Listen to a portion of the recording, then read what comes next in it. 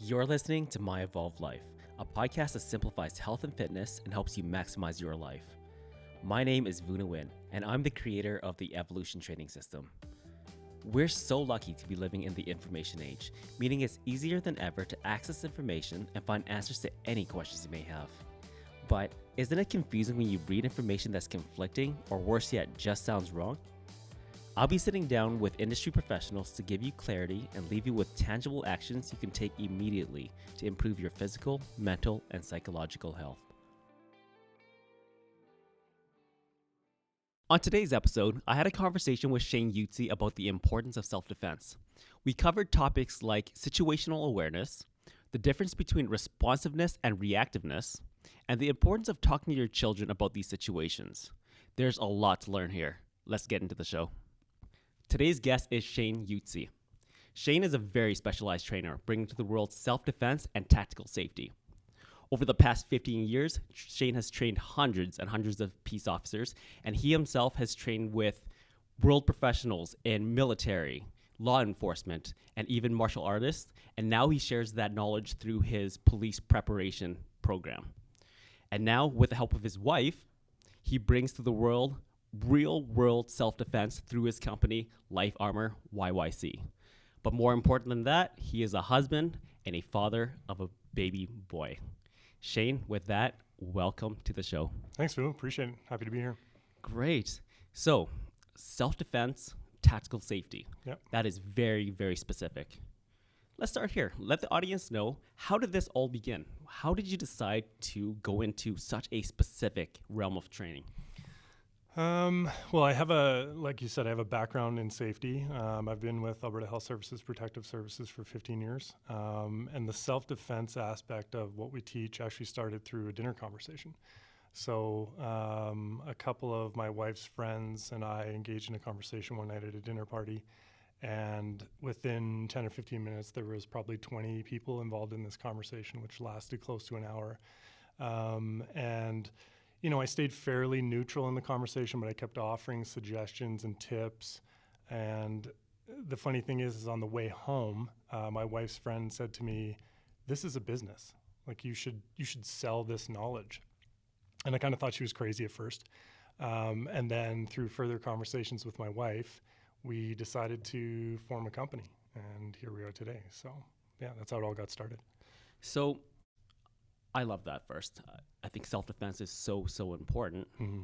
But from the eyes of a professional, what is the most important thing about self-defense?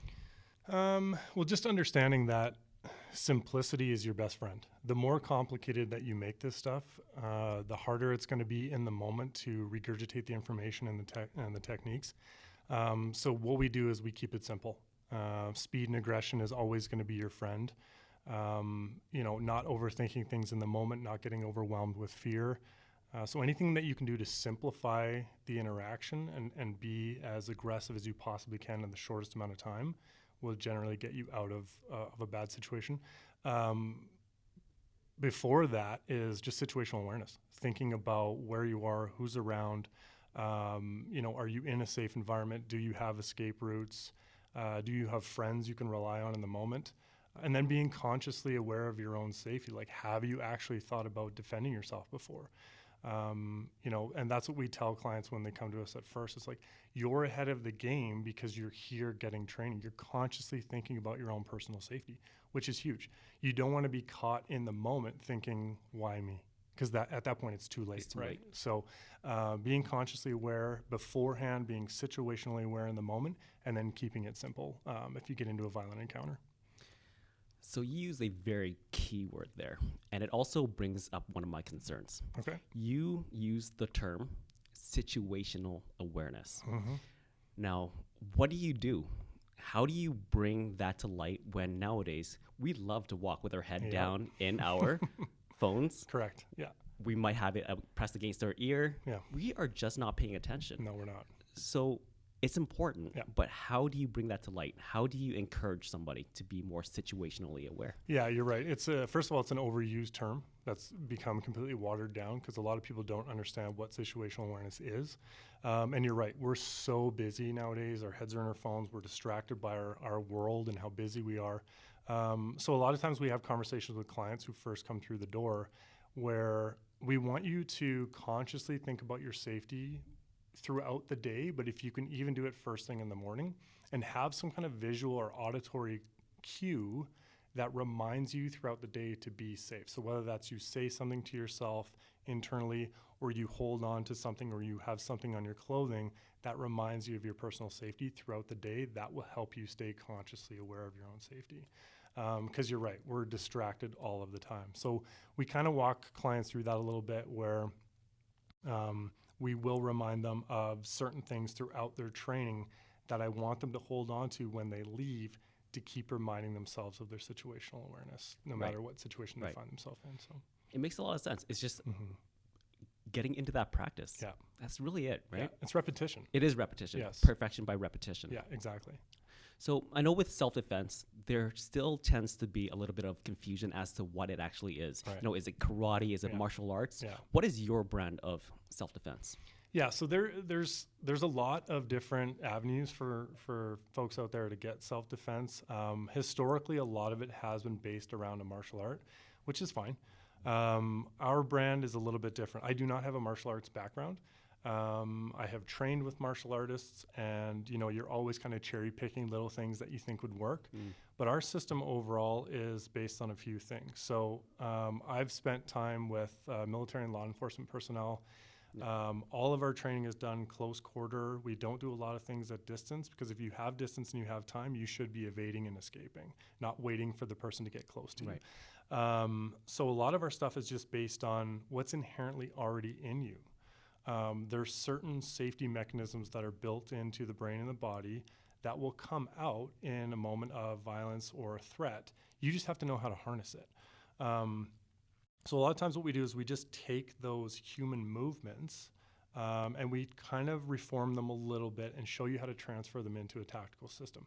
But again, we keep it extremely simplistic. Gross motor movement and speed and aggression. If you have to think about what you're doing too much, where there's too much like wax on, wax off and stuff like that, it's analysis by paralysis. You're so overwhelmed with fear and anxiety, you can't remember, what did that guy tell me 24 or 36 months ago?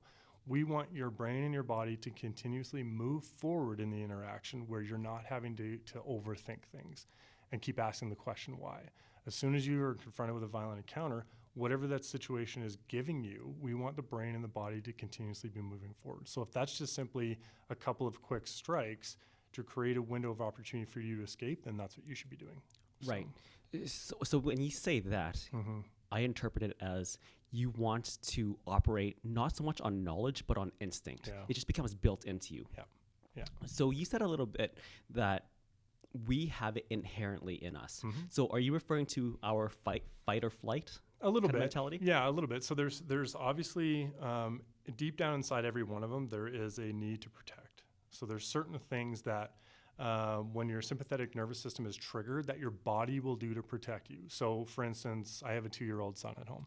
And when he was really young, if we dropped something on the floor and it made a loud noise or he heard something loud, his hands and his arms would come up to protect his face. I didn't teach him that. I wish I could say I did, but those are just things that the body will react to an incoming stimulus or a loud noise. So with that in mind, why would I take that away from you and try and reprogram you? So we're going to use those inherent instincts and just teach you a little bit of how to tweak or manipulate those instincts into more of a tactical platform. But again, keeping it very simple so that in the moment, everybody can do it. Because the biggest thing is we don't need you to come in with a certain set of skills, okay? Right. You can have a ton of skills or no skills at all, and we can still teach you in a fairly short amount of time how to keep yourself safe. But we need you to harness that certain level of aggression. I can't teach you to be aggressive, but it's in there. I just have to pull it out of you sometimes. Some people are just inherently more aggressive than others, but sometimes you just kind of have to pull it out of people a little bit. But it's there for sure. There. Yeah. Because you mentioned your son, let's stay there for a sec. Okay. One of my concerns is that especially with children, Hmm. boys are taught to be brave Right. and what have you, right? There's a lot of maybe issues around that when Sure. it comes to needing self-defense. Sure. How do you nurture that? How do you nurture that instinct that he has to protect himself without the burden of, hey, you're a boy, Hmm. you got to be brave. Hmm. Like, what do you do with that? Well, I agree. I think there needs to be a larger conversation around masculinity with future generations. And, my wife and I have had this conversation. We want to be careful with that, right? I don't want to teach my son how to fight. But obviously, I think a certain set of skills, if he got into a situation where he needed to defend himself, would be important. But the same would be said if I had a girl. I wouldn't teach different things to a different gender. Here's the set of skills that I think you need to have if you find yourself in a bad situation, but you don't go looking for it. And this is not about fighting. We tell clients this all the time. If you want to learn to fight, there's multiple avenues for you to learn how to fight. What we're doing is we're trying to avoid danger and conflict. But if you find yourself in those situations, we want you to create a window or an opportunity of escape, not stand around and fight with somebody, because that's not what self-defense is about. You didn't go looking for it, you didn't ask for it, but you found yourself in this bad situation. So the same could resonate with my son or any other adolescents, because we do get some kids who come in, their parents will bring them in or whatever. And there's a lot of bullying that unfortunately happens in school these days, whether it's psychological or physical. But it's important for them to understand that this is not about fighting, okay? It's not about you becoming the bully. This is a set of skills for you should you need to use it. And you do kind of have to be careful with males, because there's a certain level of testosterone and aggression that's kind of built in. Yep. So just for him to understand psychologically why it's important to defend yourself or defend someone else when you know it's wrong. Right, so that difference between right and wrong, and kind of building into him good morals and a good conscious navigation system. So, but it's a challenge, right? I mean, I was a young boy at one point too, and Right. we get into scrapes and fights and stuff like that. So you have to be careful for sure. Yeah. So you treat it like a skill, just like Yeah. any other skill. You Yeah. may or may not use it all the time, Correct. but in the event that you need to, Yeah. it's there. Yeah. We teach it like first aid and CPR. Right. Nobody ever wants to have to use first aid and CPR, but we all want to know it just in case. Self-defense isn't any different. With first aid and CPR, you're not a doctor, you're not a nurse, you're not a paramedic. You're trying to weather the storm of whatever that is in the moment until help arrives or you can retreat from that situation. Self-defense isn't any different. And the interesting thing about self-defense is it doesn't have an area code. It doesn't know what gender you are or any of those things, right? So whether you're traveling, you're alone, you're a male, you're a female, you're whatever ethnicity you are, sexual orientation, like we don't care, and neither does it. Violence doesn't care No. what your background is. No. It presents itself, and you're either ready for it or you're not. So, and that's the conversation that we have with clients when they come through the door. Like, we don't care about all the stuff that you are bringing with you. We're here to help you. Right. So, You're right. Violence does not discriminate no, whatsoever. Exactly, not at all. Let's give the viewers a very tactical or practical example, if you will. Okay. When we think self-defense, Mhm. I'm sure a lot of people think dark alleys at night Right. and other environments like that where you could be naturally a little bit more vulnerable. Yeah. What are some examples of just everyday situations where, it's good to be a little bit situationally aware? Mm-hmm. We have, or I more specifically have conversations with clients and just the general public all the time where they're going through their daily life. And I mean daily life, like going to work, riding elevators, getting in and out of their vehicles, being in their home by themselves. And these are not scary situations you find in movies. These are everyday parts of life where their instincts have triggered maybe several times a day, thinking, am I safe? Is there something wrong? What's going on here? So yeah, you're right. That's again back to kind of that stigma or the gimmicky part of self-defense that's around. It doesn't matter who you are, what part of the city you live in, what your occupation is. Bad things happen to good people, unfortunately. I'm a little bit more privy to that information just in my line of work and who my friends are. And it's not about making people afraid or preaching fear. But sometimes you could just be going to work or going to the grocery store or, fill in the blanks, and something bad happens to you just because of the circumstance and situation. Is there an increase in percentage of you finding yourself in a bad situation based on certain things? Sure. So I always ask clients, what do you do for an occupation? And it's not because I'm trying to put them in a box, but let's say, for instance, you work alone as a home care nurse, or you're a realtor and you're showing homes to strangers, basically. Does that potentially increase your percentage of being in a bad situation? Sure. That's just the reality of the situation, but it doesn't have to happen in a darkly lit parkade or down an alley, because I think most people inherently have enough situational awareness where they would stop and go, I don't think I should proceed, or I hope they do anyways.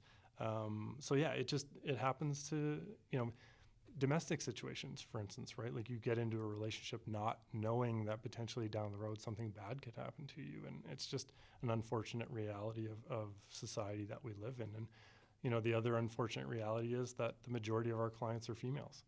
They come to us with a background story, Right. Whether that's sexual violence or psychological violence or anything of that nature. Sometimes they don't tell us, and sometimes they do.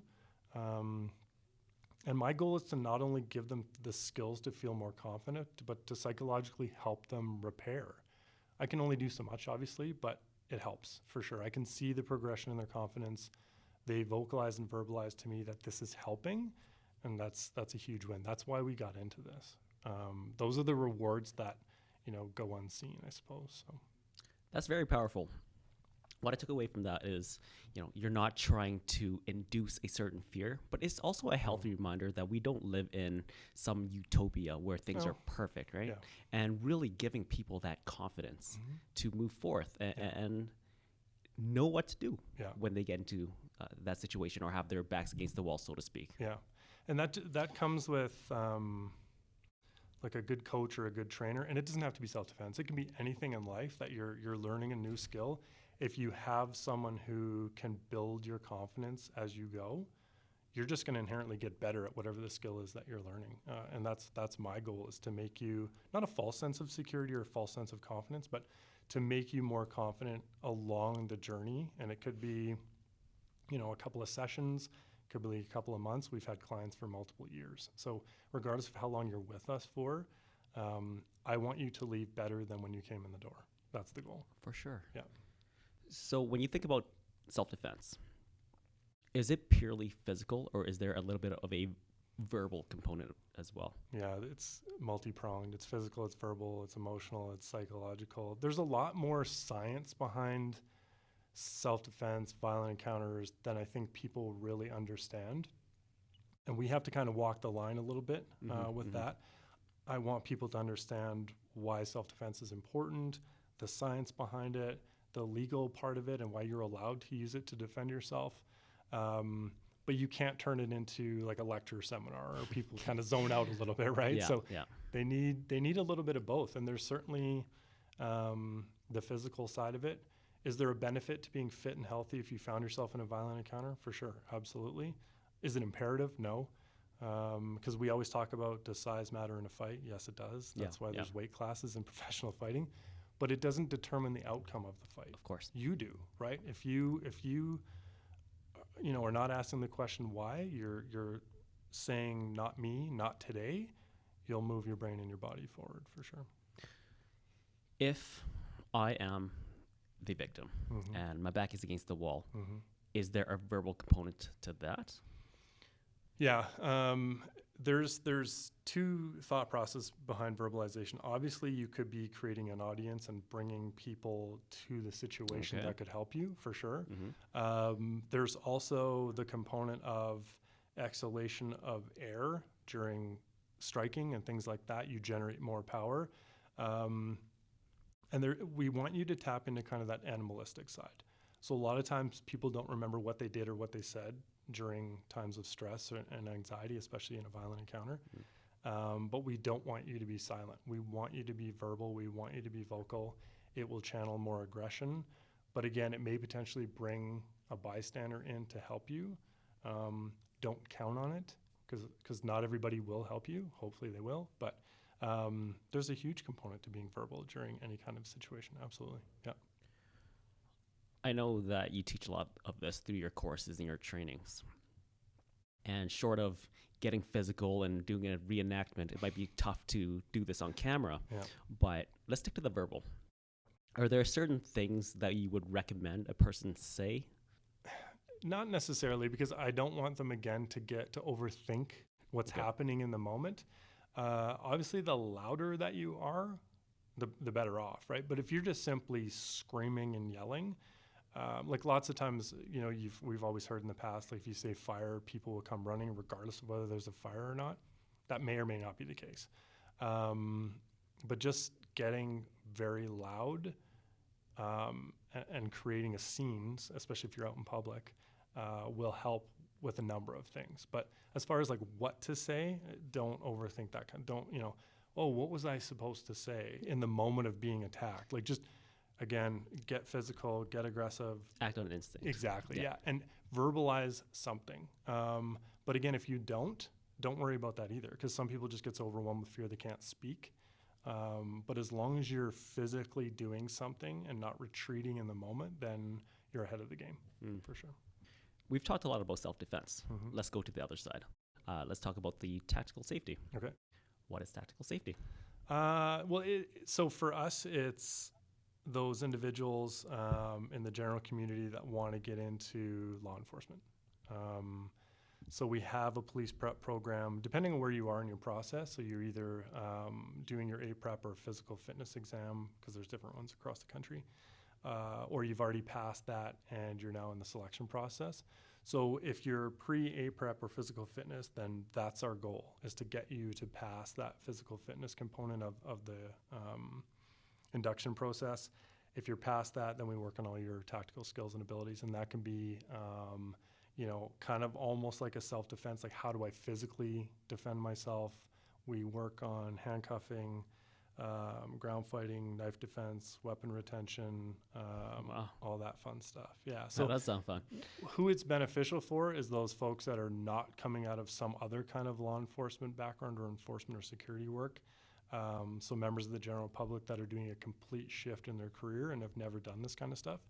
They want to be more prepared. They don't want to go into their 27 weeks of training never having touched a baton or handcuffs or have any idea of how to defend themselves. So they come to us. So we get them more prepared. They're going to get a lot of the same tools and skills in their training, but they're so much better prepared for it. So it gives them a leg up. Exactly. Gets them prepared. Yeah. So let's speak about both self-defense and tactical safety. Short of going to Shane or somebody like Shane, if an individual just wanted to get a little bit of a leg up and prepare themselves, could they do that? Could they do so at home? If so, what kind of resources are out there? Yeah, I mean, I think, again, just actually sitting down and thinking about what would I do rather than burying your head in the sand, you've started. There are things obviously online.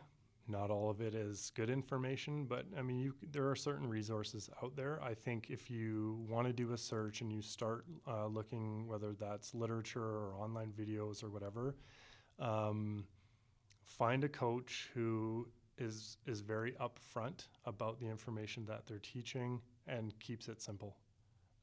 If you start watching a video and they're doing complex, whether that's fine motor skill driven defense techniques, move on to the next video. Because unfortunately that stuff doesn't work in the moment. A lot of times you don't have the space to do it and you won't be able to regurgitate it unless you've been doing this stuff for 20 years, which most people have not.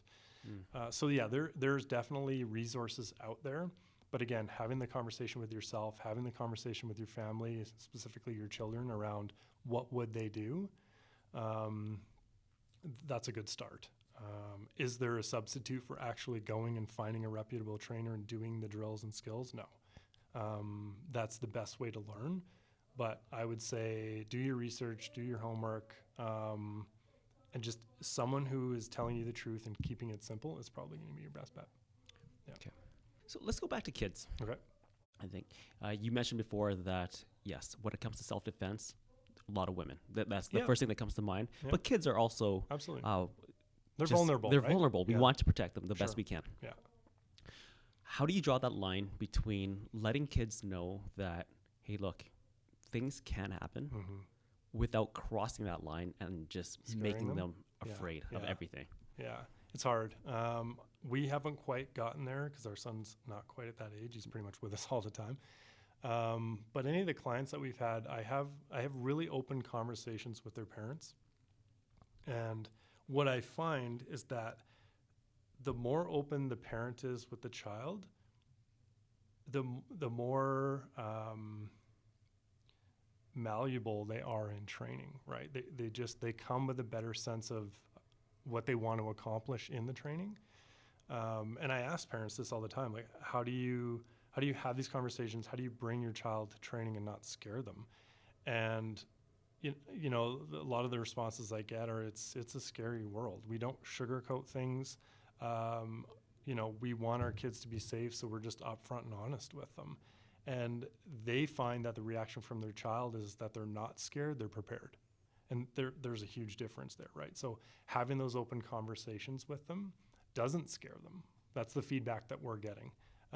So I think for most parents, sitting down and having an honest conversation that there are bad people in the world that will take advantage of you when you're younger, when you're older, when they feel you're vulnerable. Those are just important conversations to have. And again, the feedback that we're getting is that it's not scaring kids. It's just making them more prepared. They're open. They're asking questions, which is always good if a child's asking you questions. So yeah, I don't think there is the scary conversation happening. I think it's just more of a preparation thing. So Right. Is it just me, or is don't talk to strangers just the best practical advice, whether you're a kid or an adult? as a kid, for sure. Okay. Yeah. Yeah, I think the biggest thing for parents and kids is routine and pre-planning. So as soon as there's something outside of that child's routine, they immediately know that this is something's off, right? And not all strangers have bad intentions, but a child should never find that out the wrong way or the right way. Just assume that you know, an adult has the ability to take advantage of you, and you don't want to put yourself into a bad situation. So you could say the same thing for adults. So what often happens is adults don't trust their instincts because of societal rules or norms these days. We don't want to offend anybody. So we get onto elevators with people that when the doors open, we're thinking, oh, I don't think I should get on the elevator, but we do it anyways because that person might be offended. Who cares? Perfect example of that is several years back, I was walking down the sidewalk, and there was a lone female on the same side of the street walking towards me, and she ended up crossing the street, maybe 20 or 25 feet in front of me. And my initial reaction was to get offended in my head. And that sat with me for 20, 30 minutes. And then I suddenly realized, wait a second, no, that's what you should do.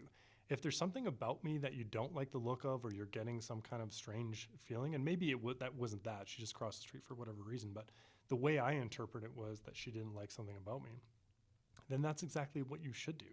If the elevator door is open and there's some guy or girl on there that makes you uncomfortable, don't get on the elevator. If you're going to your car, if you're going anywhere really, and something inside you is saying, this is bad, I should not proceed, then you should listen to those instincts. There's an excellent book by Gavin de Becker called The Gift of Fear. He wrote another book called Protecting the Gift about children. And Gavin talks about those. He's done a bunch of research. He's talked to victims who all said the same thing. Before it happened, I knew something was wrong, but they proceeded anyways. So we need to get away from some of those things, especially with our children. If you feel like something's off or wrong, find an adult you trust, don't proceed, fill in the blanks, right? So, but with kids, there should be some kind of structure. You're going from point A to point B. It should take you this long. This is the route. Every person who's involved in your life from the adult side should know that route that you take. I guess the problem with that to some degree is if someone is watching you, they know your routine. But, short of, breaking from that to try and avoid danger, the unfortunate reality is that the adults who do care about you won't know where you are if you don't follow that routine path. Have a set number of people who are not your parents or guardians who can pick you up at certain places. I know from personal experience, my parents had a code word with my brother and I. So if someone came that wasn't in our group of people that was allowed to pick us up, we asked them what the code word was. Great. And if they didn't know it, we weren't getting in the car. Yeah. So just little things like that. But again, I think having the honest conversation with our kids when they get to an age that they can maturely understand those conversations around stranger danger. Okay. So just don't trust people that you don't know as a child. That's just, it's an unfortunate reality of the society that we live in. Not everybody is out to be a nice guy. So the systems are really, really important. Just For putting sure. those systems in place, again, not from the perspective of inducing fear, No, but the more predictable it is, it helps both the child and the parent. absolutely. Yeah. So I want to backtrack a little bit. You said something when you were telling the story about the girl that crossed the street. One of our biggest problems is we care too much about what other people think, Absolutely. right? Yeah. So you see somebody that you don't trust in the elevator. What does he or she think if I choose not to get on with them? Who cares? Yeah. Who cares? Yeah. That's crazy. That's a hard habit to break though, right? It is. Yeah. It is. But eventually we have to get there. Now, to develop on that, you said that the majority of your clientele are women. I believe, or I assume, that the reason that men don't pursue self-defense is a little bit of that bravado. For sure. Right? Yeah. Oh, I stigma. don't. Yeah. I don't want to appear weak. I don't want to seem weak to my peers. Do you think that's why? Oh, 100%. I have conversations with males around this stuff all the time. And two things. So it's either that stigma, that bravado, what are my friends going to think? Or the flip side of that is, oh, I would just know what to do. Yeah. Really? I'm just going to punch him in the face. Yeah. No, you have no idea what you would do until you find yourself in that situation. Now, some males have gone through a bunch of stuff where, physically, emotionally, mentally, they would be better prepared. But a lot don't. They just assume that they would turn into Chuck Norris in the moment, which is not realistic, right? But yeah, I had a recent male client who was very open about his situation. He got attacked in a bar, didn't want to learn how to fight, but wanted to learn how to defend himself. And again, I'm very conscientious of that line. We will not take clients that are just looking to go start fights and stuff like that. So there's a vetting process for that. But he was very open with me about the situation, but also that he was hesitant to seek out the training because of what people around him would think. So he hadn't told anyone. They were all very aware that he got attacked. Yeah. But he had not divulged to them that he was seeking self-defense training, and that's his prerogative. I didn't try to change his mind. But that stigma is very much alive and well. But it's two sides. It's, I don't want to be seen as weak, which is ludicrous to me. It is. Yeah. And I would just know what to do inherently in a bad situation, which is also false. I mean, I've been doing this stuff for a long time, and there's no guarantee that I would freeze or do the wrong thing, whatever. Like, everyone's human, right? We all make mistakes. We get overwhelmed with fear and anxiety. I hope that I would do the right thing, but until you're actually in the moment, regardless of what your gender is or your background or whatever, you don't actually know how your psychological and physiological changes and how you're going to get your brain and body to move forward that's what we do, is we try to replicate those situations right up to the edge of, my insurance won't cover this, and this is not moral to take you into the back alley and actually get into a fight with you. We can't do that, obviously, but we do our best to replicate the real thing in a safe environment to get you as prepared as possible. So we don't do a bunch of shadow drills. I don't teach you fine and complex motor skill driven techniques. I wear a protective suit where we do what's referred to as force on force drills, because I move like a human being. I grab, I strike, I change my level of attack like a human being. So you need to figure out through the course of our interaction how to problem solve what I'm doing. If I'm grabbing you here, if I'm trying to punch you there, what do you do? So what that does is it sets up hopefully enough of a file folder system that if you actually got into a bad situation, you've seen it before, and you've at least had to figure out or problem solve those situations in a safe environment. So, Right. So, just like anything else, don't leave it up to chance or No. fate. correct. In a relatively uncontrollable situation, do the best you can Yep. to have control. Yep. So we do live in a very reactive world where we like to wait until things happen, whether it's with health, fitness, or otherwise. For sure. We wait for things to happen Yep. and then we react to it. Mhm. Unfortunately, in this situation, should you get your back up against the wall, if you're not prepared, you don't have a chance to react. No. So there's a huge difference between reacting and responding. Reacting is whatever just happens to come out of you in the moment. Could be wrong, could be right. Responding is a trained or learned or built up response. And it's usually the correct one because you've seen the situation before to some degree. You know what to do, you've thought about it, you've trained it. So there's a huge difference to responding and reacting. We want people to respond. Now, that could be removing yourself from the situation. So you have good conscious and situation awareness. You see something, you feel something, you're like, I'm not going forward. That's a response. It's not a reaction, right? It's a thought process. You're making a good decision. If I take your ability to escape away from you, I still want you to respond to the incoming problem, not just go and do something and hope it works. Now, in saying that, if you're doing something, it's better than doing nothing. So even if it's not being effective immediately, it's still something. What we don't want people to do is to retreat and become victimized. One of the first things I do with people is I stand in front of them, I have them put their left or their right hand out, and I just take them by the wrist. Not super hard, but I kind of grab them by the wrist. Now, there's a bunch of different ways to defeat a wrist grab. They're based on fine and complex motor skills, and that's not the stuff we teach. But the first step is, what do you do when someone grabs you? And most people's reaction is to tug or to pull their arm away because we want to create distance. We want to separate ourselves from that person.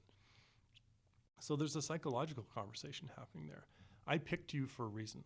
I picked you because I think you're a victim, and this is a power play. It's a power move to grab a hold of someone, right? So if you start to pull away and tug away and retreat, my brain is thinking, perfect. I picked the right person because they're showing me victim behavior, right? How would we change the conversation if you slammed an elbow into my throat and a knee into my groin the minute that I grabbed onto you? Not only are you doing something physically to deter my behavior, but psychologically you're changing the conversation. Because I'm suddenly thinking, oh, this was the wrong person. I found a challenge when I was looking for a victim. And maybe that makes me let go, maybe it doesn't. But it certainly changes the probability of the outcome here at this point, right? So that's what we want people to do is think about what's happening, analyze it really quickly, get your brain and your body moving forward, and change the psychology of the conversation that's happening between the predator and the prey. Unbelievable, Shane. That's what we do. Unbelievably important. Mm-hmm. So let's take an opportunity here Okay. and talk about Life Armor a little bit. Okay. Do you specialize in one-on-one trainings, group trainings? How does that work? Yeah. So the majority of our self-defense training and our tactical safety training is one-on-one. The reason for that is lots of times, and I kind of alluded to this earlier, is clients have a backstory, especially with the self-defense, and they're not comfortable coming into a group setting. Fair enough. Completely understandable. Whether they share that with me in the moment or not doesn't matter. I treat every client as if there is a backstory, so I'm very consciously aware of PTSD and things of that nature where they could have a triggered event during training. But we do offer small group training as well. It's generally for friends, family, coworkers, people who already know Really? each other, Sure. and are close enough to experience those things. Because there's a certain intimidation to this stuff. People don't want to feel like they're not good at something or be embarrassed by what they're doing. You got to put all that stuff aside. When every client comes through the door, we start base level. I really don't care what your background is. I ask everyone if they have some kind of tactical skills or abilities background, have they taken martial arts? Great. Maybe from a biomechanical standpoint, you're ahead of the game, but what I'm going to teach you, you may have never heard before. So I just want you to be a student. So we start everybody at a very base level, and then we work them up to what I feel is the proper level of skills, abilities, mental toughness to go out and replicate it in the real world should they have to. Now, in saying that it's a perishable skill, if I don't see you for X amount of time, are you going to forget and lose some of those things? For sure. Is that repetition, right? Yeah. You lose that repetition. Yeah. So we'll have clients that come back, but we don't have to start at base level. We just kind of start where we left off. So yeah, the majority of our clients are one-on-one. It gives me an opportunity to spend more time with them, teaching them, rather than having to kind of show somebody something and then quickly move on to someone else. So the one-on-one is definitely kind of our bread and butter for sure. I'm excited for that. Good for you. That is just fantastic. Yeah, we're excited too. So what is next for Life Armor? Next. There doesn't have to be anything. No, we are definitely. So I've made a personal change recently with my work. I'm no longer spending as much time with Alberta Health Services as I was before, but it's going to give me the opportunity to spend more time taking on more clients, getting out in the community, doing things like this, collaborating. So we have big dreams and hopes for Life Armor in the next 18 to 24 months for sure. We really want to propel our company to the top tier of the product that we offer in the city. There's nobody like us in Calgary. Yeah, you can find other self-defense, but as far as how we approach this topic, there really isn't anyone else like us. We have a partnership with Renegade Training Company where we do all of our training out of. So my goal is also to help them level themselves up here in the city. So lots of stuff's on the go. I'm excited for the future for sure. Just nonstop. Yep. And beyond all of your tactical skills, you're just a good guy, Shane. Thanks, buddy. So I'm super happy to have you here. Thank you. Happy to be here. So for somebody who's looking for Life Armor, how did they find you? Well, we're obviously all over social media. Obviously, who isn't? yeah. But yeah, you can email us info@lifearmoryyc.com, or you can email myself, Shane@lifearmoryyc.com. And then generally what we do is I'll have a conversation with you via email and then bring you in for a consultation just to kind of get to know you a little bit better and for you to get comfortable with me. If during that consultation you don't feel like I'm the right trainer, then all good, right? We can certainly hook you up with someone that we might think would be a better option for you. But I want the client to be comfortable, right? This is something that could be very personal to them. So meeting with me, sitting down, figuring out what their goals and expectations are is really important to us as a company. So we make it as personal as we possibly can, right? We're not just bringing hordes of people in, collecting their money, and then hoping, we never see them or nothing ever happens to them again. We stay connected with a lot of our clients, and we make it a family experience, regardless of who's coming through the door. So, yeah. I'm really excited for this next answer. Okay. If somebody is living an evolved life, yes, what does that look like to you? Wow, good question. I would say being open to growth. So I'm almost 40. I've been doing this a long time, but I'm constantly learning. And it doesn't matter who I'm learning from. You're not in my business, but there's things that I can learn from you. Regardless of who I interact with throughout the day, there's always something to be learned and to expand your own self on that information. So I think evolved or evolution means that you're not stagnant. You don't stay in one spot, whether that's physically, mentally, or emotionally. There's always room to learn and to grow. So I never want to shut that part of me down and think that I've risen to some pinnacle where I'm just like, okay, that's it, right? I'm done learning. I figured it all out, because I want to be doing that until the day I die. Like, I think there's so many avenues and ways to grow from different people and different experiences. So that, for me, that's living an evolved life. I love that answer. And preparation, being prepared, is part of that growth. Absolutely. Yep. Shane, that was excellent. Happy Love to be that here. conversation. Awesome. Definitely want to bring that to light. Self-defense is not something to scoff at. No. And as we said earlier in the show, violence does not discriminate. Does so not. No. Get yourself prepared. Absolutely. Shane, thanks for being on the show. Appreciate it. Thanks for having me. Hey guys, thanks for watching. If you enjoyed this video, I'd recommend that you subscribe to our channel at Evolution VN, and you can do so below. Each week, we'll be releasing a new information-packed interview which will simplify your health and fitness and help you maximize your life. So, subscribe below to be notified whenever a new video is released. Until then, live an evolved life.